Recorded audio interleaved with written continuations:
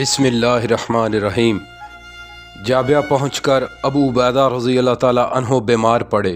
جب زیادہ شدت ہوئی تو لوگوں کو جمع کیا اور نہایت پر اثر الفاظ میں وصیت کی۔ معاذ بن جبل رضی اللہ تعالیٰ عنہ کو اپنا جانشین مقرر کیا، اور چونکہ نماز کا وقت آ چکا تھا حکم دیا کہ وہی نماز پڑھائیں۔ ادھر نماز ختم ہوئی، ادھر انہوں نے داعی اجل کو لبیک کہا۔ بیماری اسی طرح زوروں پر تھی اور فوج میں انتشار پھیلا ہوا تھا۔ عمرو بن العاص رضی اللہ تعالیٰ عنہ نے لوگوں سے کہا، یہ وبا انہی بلاؤں میں سے ہے جو بنی اسرائیل کے زمانے میں مصر پر نازل ہوئی تھی، اس لیے یہاں سے بھاگ چلنا چاہیے۔ معاذ رضی اللہ تعالیٰ عنہ نے سنا تو منبر پر چڑھ کر خطبہ پڑھا اور کہا، یہ وبا بلا نہیں ہے بلکہ خدا کی رحمت ہے۔ خطبے کے بعد خیمے میں آئے تو بیٹے کو بیمار پایا۔ نہایت استقلال کے ساتھ کہا، اے فرزند، یہ خدا کی طرف سے حق ہے، دیکھ شبہ میں نہ پڑنا۔ بیٹے نے جواب دیا، خدا نے چاہا تو آپ مجھ کو صابر پائیں گے۔ یہ کہہ کر انتقال کیا۔ معاذ بیٹے کو دفنا کر آئے تو خود بیمار پڑے۔ عمرو بن العاص رضی اللہ تعالیٰ عنہ کو خلیفہ مقرر کیا اور اس خیال سے کہ زندگی خدا کے قرب کا حجاب تھی، بڑے اطمینان اور مسرت سے جان دی۔ مذہب کا نشہ بھی عجیب چیز ہے۔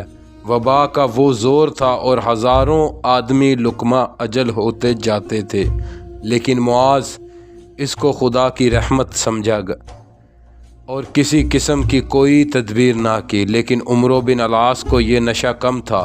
معاذ کے مرنے کے ساتھ انہوں نے مجمع عام میں خطبہ پڑھا اور کہا، وبا جب شروع ہوتی ہے تو آگ کی طرح پھیلتی جاتی ہے، اس لیے تمام فوج کو یہاں سے اٹھ کر پہاڑوں پر جا رہنا چاہیے۔ اگرچہ ان کی رائے بعض صحابہ کو جو معاذ کے ہم خیال تھے ناپسند آئی، یہاں تک کہ ایک بزرگ نے علانیہ کہا کہ تو جھوٹ کہتا ہے، تاہم عمرو نے اپنی رائے پر عمل کیا۔ فوج ان کے حکم کے مطابق ادھر ادھر پہاڑوں پر پھیل گئی اور وبا کا خطرہ جاتا رہا، لیکن یہ تدبیر اس وقت عمل میں آئی کہ 25,000 مسلمان جو آدھی دنیا کے فتح کرنے کے لیے کافی ہو سکتے تھے، موت کے مہمان ہو چکے تھے۔ ان میں ابو عبیدہ رضی اللہ تعالیٰ عنہ، معاذ بن جبل رضی اللہ تعالیٰ عنہ، یزید بن ابی سفیان، حارث بن حشام، سہیل بن عمرو، عتبہ بن سہیل رضی اللہ عنہما بڑے درجے کے لوگ تھے۔ حضرت عمر رضی اللہ تعالیٰ عنہ کو ان تمام حالات سے اطلاع ہوتی رہتی تھی اور مناسب احکام بھیجتے رہتے تھے۔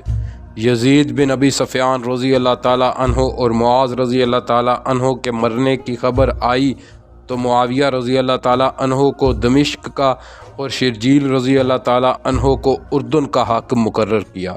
اس قیامت خیز وبا کی وجہ سے فتوحات اسلام کا یہ سیلاب دفتن رک گیا۔ فوج بجائے اس کے کہ مخالف پر حملہ کرتی خود اپنے حال میں گرفتار تھی۔ ہزاروں لڑکے یتیم ہو گئے، ہزاروں عورتیں بیوہ بن گئیں۔ جو لوگ مرے تھے ان کا مال و اسباب مارا مارا پھرتا تھا۔ حضرت عمر رضی اللہ تعالیٰ عنہ نے ان حالات سے مطلع ہو کر شام کا قصد کیا۔ حضرت علی رضی اللہ تعالیٰ عنہ کو مدینہ کی حکومت دی اور خود ایلا کو روانہ ہوئے۔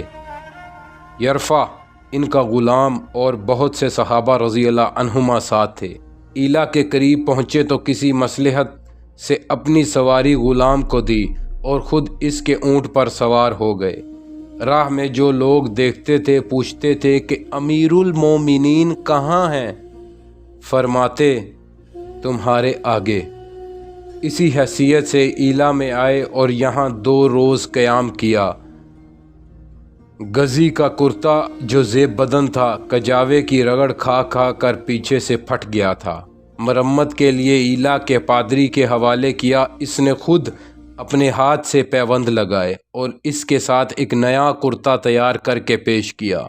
حضرت عمر رضی اللہ تعالیٰ عنہ نے اپنا کرتا پہن لیا اور کہا کہ اس میں پسینہ خوب جذب ہوتا ہے۔ ایلا سے دمشق آئے اور شام کے اکثر اضلاع میں 2-2 4-4 دن قیام کر کے مناسب انتظامات کیے، فوج کو تنخواہیں تقسیم کی، جو لوگ وبا میں ہلاک ہوئے تھے ان کے دور اور نزدیک کے وارثوں کو بلا کر ان کی میراث دلائی، سرحدی مقامات پر فوجی چھاؤنیاں قائم کی، جو اسامیاں خالی ہوئی تھیں ان پر نئے عہدیدار مقرر کیے۔ اس سال عرب میں بہت سخت قحط پڑا، اور اگر حضرت عمر رضی اللہ تعالیٰ عنہ نے نہایت مستعدی سے انتظام نہ کیا ہوتا تو ہزاروں لاکھوں آدمی بھوکوں مر جاتے۔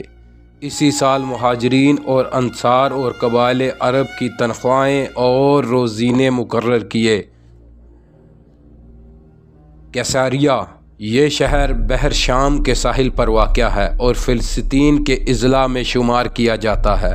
آج ویران پڑا ہے، لیکن اس زمانے میں بہت بڑا شہر تھا اور بقول بلازری کے 300 بازار آباد تھے۔ اس شہر پر اول 13 ہجری میں عمرو بن العاص رضی اللہ تعالیٰ عنہ نے چڑھائی کی اور مدت تک محاصرہ کیے پڑے رہے، لیکن فتح نہ ہو سکی۔ ابو عبیدہ رضی اللہ تعالیٰ عنہ کی وفات کے بعد حضرت عمر رضی اللہ تعالیٰ عنہ نے یزید بن ابی سفیان کو ان کی جگہ مقرر کیا تھا اور حکم دیا کہ کیساریہ کی مہم پر جائیں۔ وہ 17,000 کی جمعیت کے ساتھ روانہ ہوئے اور شہر کا محاصرہ کیا، لیکن 18 ہجری میں جب بیمار ہوئے تو امیر معاویہ رضی اللہ تعالیٰ عنہ اپنے بھائی کو اپنا قائم مقام مقرر کر کے دمشق چلے آئے اور یہیں وفات پائی۔ امیر معاویہ رضی اللہ تعالیٰ عنہ نے بڑے ساز و سامان سے محاصرہ کیا۔ شہر والے کئی دفعہ قلعے سے نکل کر لڑے، لیکن ہر دفعہ شکست کھائی، تاہم شہر پر قبضہ نہ ہو سکا۔ ایک دن ایک یہودی نے، جس کا نام یوسف تھا، امیر معاویہ رضی اللہ تعالیٰ عنہ کے پاس آ کر ایک سرنگ کا نشان دیا جو شہر کے اندر قلعے کے دروازے تک گئی تھی۔ چنانچہ چند بہادروں نے اس کی راہ قلعے کے اندر پہنچ کر دروازے کھول دیے، ساتھ ہی تمام فوج ٹوٹ پڑی اور کشتوں کے پشتے لگا دیے۔ مورخین کا بیان ہے کم سے کم عیسائیوں کی 80,000 فوج تھی، جس میں بہت کم زندہ بچی، چونکہ یہ ایک مشہور مقام تھا۔ اس کی فتح سے گویا شام کا مطلع صاف ہو گیا۔ مدائن کی فتح سے دفتن تمام عجم کی آنکھیں کھل گئی۔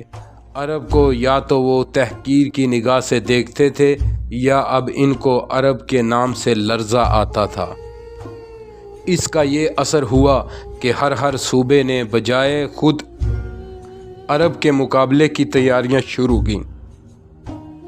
سب سے پہلے جزیرہ نے ہتھیار سنبھالا، کیونکہ اس کی سرحد عراق سے بالکل ملی ہوئی تھی۔ سعد رضی اللہ تعالیٰ عنہ نے حضرت عمر رضی اللہ تعالیٰ عنہ کو ان حالات کی اطلاع دی۔ وہاں سے عبداللہ بن المعتم مامور ہوئے، اور چونکہ حضرت عمر رضی اللہ تعالیٰ عنہ کو اس مارکے کا خاص خیال تھا، اس لیے افسروں کو بھی خود ہی نامزد کیا۔ چنانچہ مقدمۃ الجیش پر ربیع بن الاشکل، میمنہ پر حارث بن حسان، میسرہ پر فرات بن حیان، ساکا پر حانی بن قیس مامور ہوئے۔ عبداللہ بن المعتم 5,000 کی جمعیت سے تقریت کی طرف بڑھے اور شہر کا محاصرہ کیا۔ مہینے سے زیادہ محاصرہ رہا اور 24 دفعہ حملے ہوئے۔ چونکہ اجمیوں کے ساتھ عرب کے چند قبائل یعنی ایاد، تغلب، نمر بھی شریک تھے، عبداللہ نے خفیہ پیغام بھیجا اور غیرت دلائی کہ تم عرب ہو کر عجم کی غلامی کیوں گوارا کرتے ہو۔ اس کا یہ اثر ہوا کہ سب نے اسلام قبول کیا اور کہلا بھیجا کہ تم شہر پر حملہ کرو، ہم عین موقع پر اجمیوں سے ٹوٹ کر تم سے آ ملیں گے۔ یہ بندوبست ہو کر تاریخ معین پر دھاوا ہوا۔ اجمی مقابلے کو نکلے تو ان کے ساتھ عربوں نے عقب سے ان پر حملہ کیا۔ اجمی دونوں طرف سے گھر کر پامال ہو گئے۔ یہ مارکہ اگرچہ جزیرہ کی مہمات میں شامل ہے، لیکن چونکہ اس کا مقام اتفاقی طور پر چونکہ اس کا موقع اتفاقی طور پر عراق کے سلسلے میں آ گیا تھا، اس لیے مورخین اسلام جزیرہ کی فتوحات کو اس واقعے سے شروع نہیں کرتے، اور خود اس زمانے میں یہ مارکہ عراق کے سلسلے سے الگ نہیں خیال کیا جاتا۔ 17 ہجری میں جب عراق و شام کی طرف سے اطمینان ہو گیا تو سعد رضی اللہ تعالیٰ عنہ کے نام حضرت عمر رضی اللہ تعالیٰ عنہ کا حکم پہنچا کہ جزیرہ پر فوجیں بھیجی جائیں۔ سعد رضی اللہ تعالیٰ عنہ نے ایاز بن غنم کو 5000 کی جمعیت سے اس مہم پر مامور کیا۔ وہ عراق سے چل کر جزیرہ کی طرف بڑھے اور شہر رہا کے قریب، جو کسی زمانے میں رومن امپائر کا یادگار مقام تھا، ڈیرے ڈالے۔ یہاں کے حاکم نے خفیف سی روک ٹوک کے بعد جزیرہ پر صلح کر لی۔ رہا کے بعد چند روز میں تمام جزیرہ اس سرے سے اس سرے تک فتح ہو گیا۔ جن جن مقام پر خفیف لڑائیاں پیش آئیں ان کے نام یہ ہیں: رقہ، حران، نصیبین، میاد فرقین، سمسات، سروج، کرکسہا، زوزان، عین الوردتہ۔ 15 ہجری میں مغیرہ بن شعبہ بصرہ کے حاکم مقرر ہوئے، اور چونکہ خوزستان کی سرحد بصرہ سے ملی ہوئی تھی، انہوں نے خیال کیا کہ اس کی فتح کے بغیر بصرہ میں کافی طور سے امن و امان قائم نہیں ہو سکتا۔ چنانچہ 12 ہجری کے شروع میں اہواز پر، جس کو ایرانی ہرمز شہر کہتے ہیں، حملہ کیا۔ یہاں کے رئیس نے ایک مختصر رقم دے کر صلح کر لی۔ مغیرہ وہیں رک گئے۔ 17 ہجری میں مغیرہ معزول ہوئے۔ ان کی جگہ ابو موسیٰ اشعری رضی اللہ تعالیٰ عنہ مقرر ہوئے۔ اس انقلاب میں اہواز کے رئیس نے سالانہ رقم بند کر دی اور علانیہ بغاوت کا اظہار کیا۔ مجبوراً ابو موسیٰ رضی اللہ تعالیٰ عنہ نے لشکر کشی کی اور اہواز کو جا گھیرا۔ شاہی فوج جو یہاں رہتی تھی، اس نے بڑی پامردی سے مقابلہ کیا، لیکن آخر شکست کھائی اور شہر فتح ہو گیا۔ غنیمت کے ساتھ ہزاروں آدمی لونڈیاں غلام بن کر تقسیم کیے گئے، لیکن جب حضرت عمر رضی اللہ تعالیٰ عنہ کو اطلاع ہوئی تو انہوں نے لکھ بھیجا کہ سب رہا کر دیے جائیں۔ چنانچہ وہ سب چھوڑ دیے گئے۔ ابو موسیٰ رضی اللہ تعالیٰ عنہ نے اہواز کے بعد مناظر کا رخ کیا۔ یہ خود ایک محفوظ مقام تھا۔ شہر والوں نے بھی ہمت اور استقلال سے حملے کو روکا۔ اس مارکے میں مہاجر بن زیاد، جو ایک معزز افسر تھے، شہید ہوئے، اور قلعہ والوں نے ان کا سر کاٹ کر برج کے کنگرے پر لٹکا دیا۔ ابو موسیٰ رضی اللہ تعالیٰ عنہ نے مہاجر کے بھائی ربیع کو یہاں چھوڑا اور خود سوس کو روانہ ہوئے۔ ربیع نے مناظر کو فتح کر لیا اور ابو موسیٰ رضی اللہ تعالیٰ عنہ نے سوس کا محاصرہ کر کے ہر طرف سے رسد بند کر دی۔ قلعے میں کھانے پینے کا سامان ختم ہو چکا تھا۔ مجبوراً رئیس شہر نے اس شرط پر صلح کی درخواست کی کہ اس کے خاندان کے 100 آدمی زندہ چھوڑ دیے جائیں۔ ابو موسیٰ رضی اللہ تعالیٰ عنہ نے منظور کیا۔ رئیس ایک ایک آدمی کو نامزد کرتا جاتا تھا اور اس کو امن دے دیا جاتا تھا۔ بدقسمتی سے شمار میں رئیس نے خود اپنا نام نہیں لیا تھا۔ چنانچہ جب 100 کی تعداد پوری ہو گئی تو ابو موسیٰ رضی اللہ تعالیٰ عنہ نے رئیس کو، جو شمار سے باہر تھا، قتل کرا دیا۔ سوس کے بعد رحمز کا محاصرہ ہوا اور 8 لاکھ سالانہ پر صلح ہو گئی۔ یزدگرد اس وقت کم میں مقیم تھا اور خاندان شاہی کے تمام ارکان ساتھ تھے۔ ابو موسیٰ رضی اللہ تعالیٰ عنہ کی دست درازیوں کی خبر اس کو برابر پہنچتی تھی۔ ہرمزان نے، جو شیرویہ کا ماموت اور بڑی قوت و اقتدار کا سردار تھا، یزدگرد کی خدمت میں حاضر ہو کر عرض کی کہ اگر اہواز و فارس میری حکومت میں دے دیے جائیں تو میں عرب کے سیلاب کو آگے بڑھنے سے روک دوں گا۔ یزدگرد نے اسی وقت فرمان حکومت عطا کر کے ایک جمعیت عظیم ساتھ کر دی۔ خوزستان کا صدر مقام شوستر اور شاہی عمارت اور فوجی چھاونیاں جو کچھ تھیں یہی تھی۔ ہرمزان نے وہاں پہنچ کر قلعے کی مرمت کرائی اور خندق اور برجوں سے مستحکم کیا، اور اس کے ساتھ ہر طرف نقیب اور ہرکارے دوڑایا کہ لوگوں کو جوش دلا کر جنگ کے لیے آمادہ کریں۔ اس تدبیر سے قومی جوش اور افسردہ ہو گیا تھا، پھر تازہ ہو گیا، اور چند روز میں ایک جمعیت عظم فراہم ہو گئی۔ ابو موسیٰ رضی اللہ تعالیٰ عنہ نے دربار خلافت کو نامہ لکھا اور مدد کی درخواست کی۔ وہاں سے عمار رضی اللہ تعالیٰ عنہ بن یاسر کے نام، جو اس وقت کوفہ کے گورنر تھے، حکم آیا کہ نعمان بن مقرن کو 1000 آدمی کے ساتھ مدد کو بھیجیں، لیکن غنیم نے جو ساز و سامان کیا تھا اس کے سامنے یہ جمعیت بیکار تھی۔ ابو موسیٰ نے دوبارہ لکھا، جس کے جواب میں عمار کو حکم بھیجا کہ آدھی فوج کو عبداللہ بن مسعود کے ساتھ کوفہ میں چھوڑ دو اور باقی فوج لے کر خود ابو موسیٰ کی مدد کو جاؤ۔ ادھر جریر بجلی ایک بڑی فوج لے کر جلولہ پہنچا۔ ابو موسیٰ رضی اللہ تعالیٰ عنہ نے اس ساز و سامان سے شوستر کا رخ کیا اور شہر کے قریب پہنچ کر ڈیرے ڈالے۔